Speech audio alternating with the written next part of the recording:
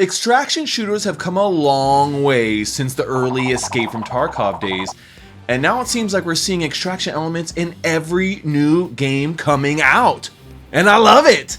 Extraction shooters are my favorite genre right now, and with heavy hitters like Off the Grid and Arc Raiders launching soon, there's no better time to try out new extraction games. In my latest intel report, I have details on a new shooter that plays like Diablo but has Tarkov-style extraction elements at its core. Engines of Fury is launched on Epic Games and is set in a post-apocalyptic world where you're blasting monsters and other players with shotguns, rifles, SMGs, grenades, and more, all to earn that sweet, sweet loot.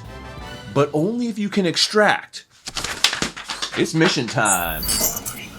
Welcome back, agents. Secret Agent Stash here. We are GIA headquarters, the gaming intelligence agency, always bring you the latest intel on the newest games. Today, we're taking a deep dive into Engines of Fury. This is a new, free-to-play, top-down extraction shooter that just officially launched on Epic Games. I've actually covered Engines of Fury on my channel before, so if you've been an agent for a while, you might have already seen some gameplay from me. If you love top-down adventure-style games like Diablo or Path of Exile, just imagine swapping out the melee weapons for guns. And you're not only going up against mobs of creatures, right, but other players too, as this one's PvPvE. So it's a small change, but it creates like a whole new experience. Now you add in the extraction elements and you're basically playing on hard mode every time you boot this one up. It's brutal, but in a good way, right? It really challenges you to be near perfect and makes you want to jump in for raid after raid. Now, speaking about getting good, you're going to need to hone those chops if you plan on grabbing your share of the 1 million crypto reward pool, which is going on right now through the first month of the release of the game. Engines of Fury actually has their own crypto token that allows you to earn rewards just from playing the game. Now, add in their optional Initiates NFT to significantly boost your rewards too, but we'll talk more about the rewards and how they work later here in the video. Jumping into EOF for the first time has you quickly creating a character which you really don't need to spend much time on, as it's pretty basic. The armor makes the man, right? Well, then you move on to the quick tutorial that shows you all the basics of the game and leaves you to fight your very first boss. Smack that ugly bastard down and you're introduced to your hideout, which is where a lot of the magic for this game actually happens. Your hideout is your home base that has access to missions, crafting weapons and armor, opening loot crates, and more. It's all upgradable too, so it really gives you something to grind for if you want that top tier gear. The raid and mission interface is where you'll spend a lot of time, and while the UI is a bit underwhelming, it does the job. A few tips once you make it to your hideout here. First, take off all the gear you just got in the tutorial and put it in your stash. Not the in-game stash. Yes, the in-game stash. Because you'll undoubtedly die your first raid, and when you die in this game, you lose everything. Everything in your inventory is gone, right? Tip number 2, do quick runs to start. You want to build up as many resources as you can to first start crafting a few sets of basic armor and weapons. The longer you stay on that map, the greater chance you have of losing your shit. Careful not to lose your shit. You always get a basic gun when you start a raid, so keep that in mind and use the basics to start out while you get a feel for the gameplay first. Another quick tip is to always make sure you have a mission active, as they give pretty decent rewards and you need those rewards early on to survive.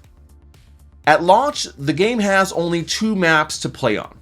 We have Cliffside and we have Fairwater, but they're both pretty well done with a variety of different enemies to battle.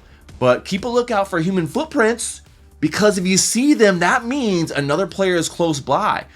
6 players can be on the same map at any given time, and while co-op is not available yet, you do have to watch your 6 for any PvPers trying to take your loot. Now, don't get attached to your loot so much, right? You're gonna lose it a lot. If the big level bosses don't get you, the monthly reset definitely will. Similar to Tarkov in a way, each month your non-crypto items and character will be wiped out completely. While a lot of people may not like this mechanic, I actually think it keeps things fresh, especially if each monthly reset comes with some sort of new update to the game, even if it's small. With this economic reset each month, Now you can see the benefit of owning NFTs in the game, as NFTs never get wiped. All those on-chain items, they stay in your wallet. Now, the main NFT you might want to pick up is the Initiate's NFT Pass. This is what unlocks true earning in the game. Since the game is built on Immutable, you can grab this NFT for about $45 currently on Token Trove. So it's around the price of a regular game, but you do get a ton of utility with just this one NFT. Owning the Initiate's Pass NFT unlocks Council Caches. This is one of the best in-game, like in-raid loot crate that you can get, which has rewards of the in-game currency called Alloy. And then you also get a chance to get a faction shard in those caches as well. This NFT is not infinite. It lasts just for 5 hours each day, with the timer starting the moment you enter your first raid of that 24-hour period. After the 5-hour window closes, your status is suspended until the next day and it's reset. The other main NFT in the game are the core NFTs. This is for the elite of the elite farmers. And if you want to unlock the largest rewards in the game, you're gonna need one. They come in rare, legendary, and furious rarities, which scale the rewards you get from these special crafted loot boxes called faction lockboxes. These lockboxes have anywhere from 100 to 10,000 alloy inside, so the payday can be huge. Now, you still have to find 5 faction shards inside those council caches to craft these special loot boxes, so it's definitely a grind, and the NFTs are not cheap, with the low-end rare core NFT going for $300. Now, while this seems like a lot for a game NFT, the earnings you can extract are actually pretty decent, especially over time. But let's dig a little deeper into their economy here, right? The game uses 2 currencies. Alloy is the new in-game currency, which you can find when you're doing raids and also inside faction lockboxes. This currency is in-game only, and it's not a crypto-based token.